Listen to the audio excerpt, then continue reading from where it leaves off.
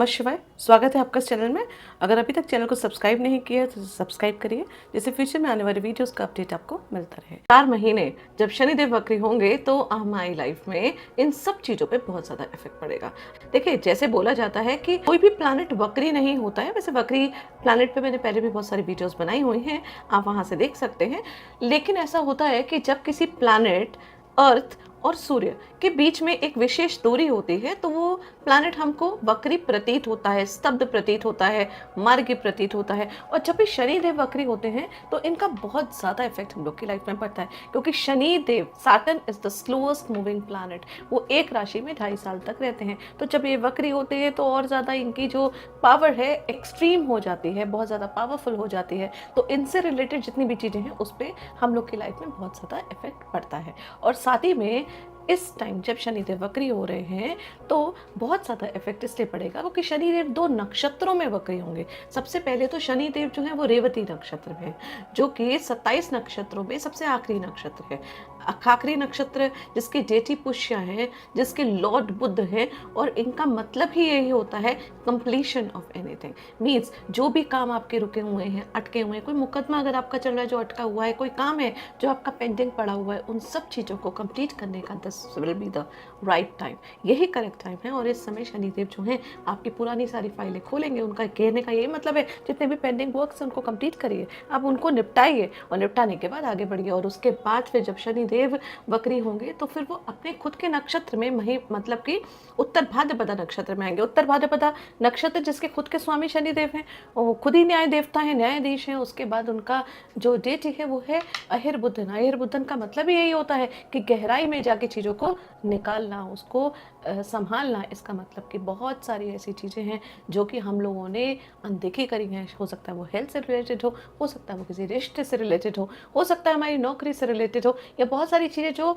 Undone करके हमने रखी है। वो सारी फाइलें खुलेंगी, उन सब फाइलों पे हमें वर्क करना पड़ेगा और उस पर वर्क करके हमें आगे करना पड़ेगा, आगे बढ़ना पड़ेगा, मतलब कि मूव ऑन होना पड़ेगा। यही काम है शनि वक्री होने का। जब भी शनिदेव वक्री होते हैं तो उनका यही मतलब होता है कि जितने भी पेंडिंग कर्मास हैं, जो काम तुमने जल्दी जल्दी करके अधूरे छोड़े हुए हैं, उन सबको निपटाइए। अगर हम उन सब चीज़ों को नहीं निपटाएंगे तो फिर ये समझ लीजिए कि पिछले 2 साल से जिस भी प्रोजेक्ट में हम बहुत ज़्यादा मेहनत कर रहे हैं, हम वहीं के वहीं रह जाएंगे। ये टाइम बहुत ज़्यादा सावधानी बरतने का टाइम होगा। बहुत ज़्यादा कॉम्प्लिकेशन सब लोगों की लाइफ में आएंगी। अगेन डिपेंड करता है आपके कर्मास पे। अब कर्मास का मतलब ये नहीं है कि पिछले जन्म के कर्मास, कर्मास मतलब कि जो पहले पिछले टाइम में आपने जो भी कर्म करे हैं उन सब का फल आपको यहाँ पे प्रॉपर मिलेगा। इट डजंट मीन कि शनिदेव से डरने की रिक्वायरमेंट है, सिर्फ आपको अपने सारे कामों पे दोबारा रीचेक करने की रिक्वायरमेंट है। एक एग्जामिनर है जो आपके जो पेपर्स हैं जिसमें आपको ऑलरेडी मार्क्स मिल चुके हैं उनको दोबारा निकलवा रहा है और उसको चेक कर रहा है। आप चेक करने के बाद वो एक बार रीचेकिंग करेंगे और फिर देखेंगे एग्जैक्टली आप कौन से मार्क्स को डिजर्व करते हैं, और फिर आपको मार्क्स मिलेंगे। और उसके बाद शनिदेव जो हैं वो मार्गी होकर आगे बढ़ेंगे और आपको फलों की प्राप्ति होगी। इस टाइम बहुत सारे लोगों की लाइफ में बहुत उथल पुथल होगी। जॉब से रिलेटेड बहुत उथल पुथल होगी, रिश्तों से रिलेटेड बहुत उथल पुथल होगी, आपके फिनेंसेस से रिलेटेड बहुत ज़्यादा उथल पुथल होगी। तो उन सब चीज़ों में आपको संयम रखने की रिक्वायरमेंट है। ये 4 महीने ना, एक तरीके से मैं यही बात बोलूँगी, आपके प्लानिटरी पोजीशंस जो भी हों, आपकी कोई भी राशि, कोई भी असेंडेंट हो, आपके शनिदेव कहीं पे भी बैठे हुए हों, और साथ में अगर आपकी 7.5 चल रही है, जैसे कि कुंभ राशि, मेष राशि और मीन राशि की 7.5 चल रही है, और साथ ही में ढैया चल रही है धनु राशि की, और कंटक चल रहा है सिंह राशि का, उन लोगों को बहुत ज़्यादा इफेक्ट पड़ेगा उनकी लाइफ में। तो आपको बस कमर कसने की रिक्वायरमेंट है। इस समय कोई भी चीज़ को ईजिली ना लें, इस समय किसी भी चीज़ को इग्नोर ना करें। ये टाइम है हर चीज़ को पकड़ के ध्यान से मैच्योरिटी में लेकर आना, अपनी लाइफ को डिसिप्लिन बनाना। तो 27 जुलाई जबकि शनिदेव वक्री हो चुके हैं, यहाँ से 9 अक्टूबर तक शनिदेव जो है वो रेवती नक्षत्र में रहेंगे, और आफ्टर 9 अक्टूबर से 11 दिसंबर तक शनिदेव जो है वो उत्तर भाद्रपदा नक्षत्र में रहेंगे। ऑलमोस्ट 138 डेज का टाइम रहेगा जिसमें कि हम लोगों को सावधानी बरतने की रिक्वायरमेंट रहेगी। लेकिन एक चीज और है कि 31 अक्टूबर तक देवगुरु बृहस्पति जो हैं वो भी जो है उनकी दृष्टि शनिदेव पे पड़ेगी, तो उससे चीजें जो हैं वो बेहतर ही होंगी। लेकिन उसके बाद 31 अक्टूबर के बाद देवगुरु बृहस्पति सिंह राशि मतलब कि लियो में कन्वर्ट चले जाएंगे। तो जैसे ही वो राशि परिवर्तन करेंगे उनकी दृष्टि शनिदेव से हट जाएगी। तो वो टाइम जो है वो बहुत ज्यादा संभल के रहने की रिक्वायरमेंट है, बहुत ज्यादा प्रोटेक्शन अपने लिए और चीज़ों में बहुत ज़्यादा सावधानी बरतने की ज़रूरत है। तो इस चीज़ को ध्यान रखिए, नोट कर लीजिए कि 27 जुलाई से लेकर 31 अक्टूबर तक चीज़ें तो आपको सॉल्व करनी है, क्योंकि शनिदेव वक्री हुए हैं, लेकिन यहाँ पे देवगुरु बृहस्पति की शुभ दृष्टि पड़ी हुई है, तो चीज़ें आपके अनुकूल सॉल्व होंगी। मतलब कि यहाँ पे कुछ ज़्यादा नेगेटिविटी नहीं होगी, क्योंकि यहाँ पे शनिदेव ज़्यादा स्ट्रिक्टनेस नहीं दिखा पाएंगे। लेकिन जैसे ही शुभ दृष्टि देवगुरु बृहस्पति की हटेगी, फिर शनिदेव अपने पूरे रूप में आ जाएंगे। के बाद है ना, एक तरीके से देखा जाए 31 अक्टूबर से 11 दिसंबर तक का जो टाइम है, वो ये जो 6 हफ्ते हैं, इसमें हम लोग को ज़्यादा अलर्ट रहने की ज़रूरत है। मतलब कि जो वक्री शनि का जो एक्चुअल इफेक्ट पड़ेगा ना, वो इस टाइम ज़्यादा प्रोमिनेंट रहेगा, क्योंकि देवगुरु बृहस्पति की दृष्टि नहीं होगी। इसके साथ साथ है ना, 9 से 10 दिन दिसंबर के ऐसे रहेंगे जो काफ़ी क्रूशियल रहेंगे, जिसमें हम लोग को बहुत ज़्यादा अलर्ट रहने की रिक्वायरमेंट है। मतलब ये तो बिल्कुल क्लियर है कि 10-11 दिन में कोई भी तरीके का प्रोजेक्ट है तो उसको अवॉइड करिए, कोई भी काम है तो उसको अवॉइड करिए, कोई भी सिचुएशन है जो कि आपको चेंज करना है, कोई प्रॉपर्टी लेनी है, सब कुछ लेना है, तो उन सब चीज़ों को थोड़ा रोक दीजिए, स्टॉप कर दीजिए। उन सब चीज़ों को जो भी प्रोसेस करना है, बेटर है वो 13 दिसंबर के बाद करिए, 13 दिसंबर 14 दिसंबर के बाद करिए, ये 9-10 दिन। क्योंकि ऐसा होगा ना कि 5 दिसंबर को राहु देव जो है वो कुंभ राशि को छोड़ के मकर राशि में चले जाएंगे, तो एक बहुत बड़ा परिवर्तन होगा। उसके साथ बात 11 दिसंबर को शनिदेव मार्गी हो जाएंगे, रेट्रोग्रेड से हट के अपना नॉर्मल चाल जो है वो चलनी शुरू कर देंगे, और फिर वो मीन राशि में ही अपने नॉर्मल चाल जो है वो चलते रहेंगे। इनफैक्ट इसमें क्या होगा, इस सिचुएशन में 4 दिसंबर से लेके करीब 18-19 दिसंबर तक शनिदेव एकदम रुके हुए नजर आएंगे, स्तब्ध। उसके साथ साथ देवगुरु बृहस्पति जो है 16 तारीख को वक्री हो जाएंगे। 2026 11 दिसंबर को शनिदेव मार्गी होंगे, और उसके बाद मार्गी होंगे जिस समय, उस समय उत्तर भाद्रपदा नक्षत्र में रहेंगे, तो वहां से वो अपना सीधा चलते चलते 8 फरवरी तक वो पहुंच जाएंगे, 2027 पे वो पहुंच जाएंगे रेवती नक्षत्र में, और उसके बाद फाइनली रेवती नक्षत्र को 2 जून 2027 पे पार करके एरीज राशि मतलब मेष राशि में चले जाएंगे, जिस वक्त कुंभ राशि वालों की 7.5 समाप्त हो जाएगी, धनु राशि वालों की और सिंह राशि वालों की ढैया समाप्त हो जाएगी। यहाँ पे ना जब शनिदेव वक्री होते हैं तो कई बार है ना, पुरानी यादें याद आ जाती हैं, पुरानी चीज़ें याद आ जाती हैं। तो ये भी हो सकता है कि लाइफ में बहुत सारी चीज़ें हैं, आपको किसी ने दुख दिया हो, कुछ एक्सपीरियंसेस हैं जो आप भुला चुके हैं शायद। अब सब कुछ छोड़ के आपने मूव ऑन करने की कोशिश करिए, लेकिन कहीं ना कहीं सबकॉन्शियस माइंड में, कहीं ना कहीं दिल में आपके अंदर एक छोटी सी वो चीज़ है, कहीं ना कहीं वो हट है कि उसने मेरे साथ ऐसा किया था। तो ये टाइम है उस याद को, उस चीज को निकाल के ना, जड़ से निकाल के फाइनली फेंक देना, उस दरवाजे को बंद कर देना। क्योंकि अगर आपने ये नहीं किया तो सिचुएशन डिप्रेशन तक में भी आ सकती है। इस टाइम बहुत सारे लोगों की लाइफ में डिप्रेशन जैसी चीजें जो हैं वो आ सकती हैं। डिपेंड करता है कि आप अगर उस चीज में डूब जाएंगे, अगर आप उस चीज को नहीं छोड़ पाएंगे। तो इसलिए यहाँ पे मेन जो मोटिव है, मेन जो आपका रहेगा पूरा 4 महीने तक का जो सफर है, इसमें आपको चीजों को लेट गो करना पड़ेगा, पुरानी चीज़ों के दरवाजे बंद करने पड़ेंगे। जिन जिन चीज़ों में ना आपने पिछले कई टाइम से, कई सालों से पर्टिकुलर किसी रिश्ते में, किसी चीज़ में घुटन महसूस करी है, उस चीज़ को आप झेल रहे हैं, तो 1.5-2 साल में आपने बहुत सारे ऐसे स्टेप ले लिए हैं जिससे कि आप उस चीज़ से दूरी बना सकें। लेकिन ये टाइम फिर से आएगा दोबारा कि आप जो है ना पीछे की तरफ जाएंगे। अब आपको क्या करना है, उस पीछे की तरफ जाके उन सब चीज़ों को वाइंड अप करना है। अगर आपने नहीं किया तो फिर से मैं यही बात बोल रही हूँ कि फिर क्या होगा, आप शनिदेव जब मार्गी होंगे और उस समय तक आप दोबारा उन सब चीज़ों में डूब गए जिस चीज़ को आप छोड़ चुके होंगे, तो पिछले 2 साल 1.5 साल में जो आपने मेहनत करी है वो सब चीज़ें जो है वो बिल्कुल पानी में कन्वर्ट हो जाएंगे, और फिर आपको लगेगा कि आपने लाइफ में कुछ नहीं किया। इसलिए अपनी सारी चीज़ों को बहुत ध्यान से देख के, मेन है आपको सब चीज़ों को वाइंड अप करना, सब चीज़ों को क्लोज करना और मूव ऑन करना। बस यही टाइम है आपको अपनी परीक्षा देने का। हर चीज़ से आप आगे तभी निकल पाएंगे जब आप डिसिप्लिन में और शनि देव की चाल को समझ पाएंगे कि वो ये चेक कर रहे हैं कि आपके अंदर कितनी पेशेंस है, आप कितनी पेशेंस से चीज़ों को सॉर्ट आउट करके आगे निकल रहे हैं। तो 2 तरीके के लोग होंगे, जो प्रैक्टिकल होंगे, चीज़ों को समझेंगे, अपनी पुरानी चीज़ों पे दोबारा नहीं लौटना चाहेंगे, तो वो मूव ऑन कर लेंगे। और कुछ लोग हैं जो कि फिर पुरानी चीज़ों में, फिर उसी मोह माया में, फिर उसी ट्रॉमा में, फिर उसी प्रॉब्लम्स में दोबारा जाके उसको दोबारा टेस्ट करके उसमें फंस जाएंगे, और वो फिर डिप्रेशन में भी जा सकते हैं। आपके एक्शंस पॉजिटिव हो या नेगेटिव हो, इफेक्ट तो हम सब की लाइफ में पड़ेगा ही। बस डिपेंड करता है आप अपनी लाइफ में कितने ज़्यादा अलर्ट हैं। इस वीडियो को बनाने का मेन मोटिव ही यही है कि आप लोग, सब लोग इस चीज़ को समझ लें कि ये टाइम जो है थोड़ा सा क्रूशियल है, थोड़ा सा डिसिप्लिन में रहने वाला है। तो चीज़ें जो हैं वो आपको अपनी तरफ खींचेंगी, वो चीज़ें जिनको आप छोड़ चुके हैं।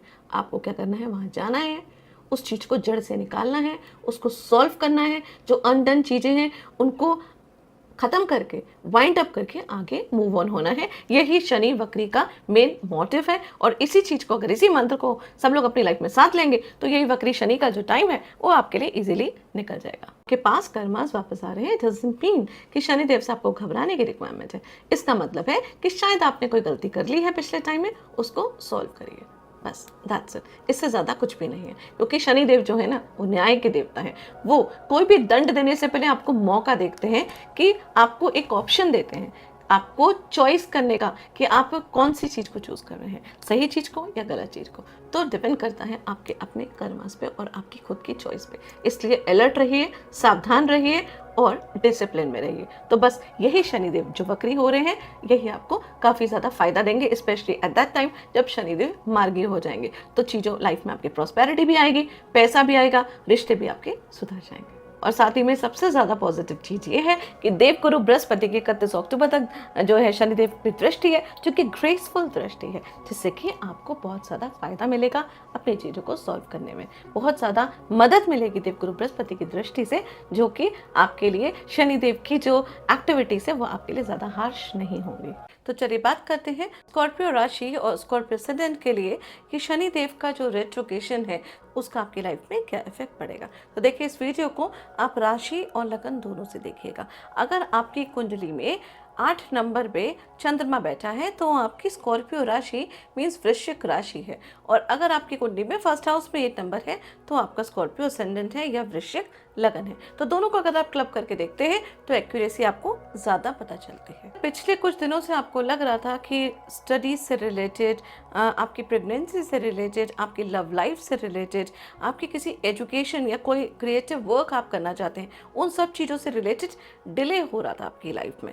तो फिर यहाँ पे शनिदेव जब रेट्रो होंगे 138 डेज, यहाँ पे आपको प्रोग्रेस देखने को मिलेगा। चीज़ें जो अधूरी हैं वो सब चीज़ें यहाँ पे कंप्लीट होंगी।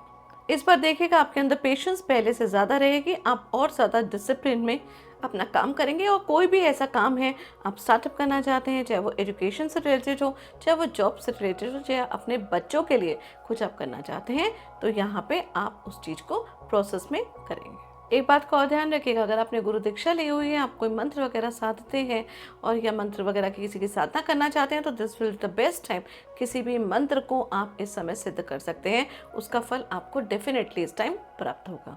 इस समय अगर आपके रिलेशनशिप में कोई काफ़ी लंबे टाइम से कोई प्रॉब्लम चल रही थी, या मान लीजिए आपका ब्रेकअप भी हो गया था, तो कोई एक्स आपका जो पार्टनर है वो शायद दोबारा आपकी लाइफ में आएगा। और इस समय आप मनन करेंगे, एक बार चेक करेंगे कि आपके रिलेशनशिप का ब्रेकअप होने का क्या रीज़न था, तो अब उस पर वर्क करेंगे। तो दो चीज़ें होंगी, या तो वो ब्रेक होगा और वो ख़त्म हो जाएगा, वाइंड अप कर लेंगे, या फिर उस चीज़ को सॉर्ट आउट करके आप आगे बढ़ेंगे उसी चीज़ के साथ। मतलब कि रिलेशनशिप को सुधारने का भी आपको टाइम मिलेगा। इनफैक्ट अपनी जो भी मिस्टेक्स हुई हैं आप लोगों के बीच में, जो मिसअंडरस्टैंडिंग हुई है, उसको इम्प्रूव करने का भी आपको टाइम मिलेगा और आपको रिश्ते में क्लियरिटी भी इस समय नज़र आएगी।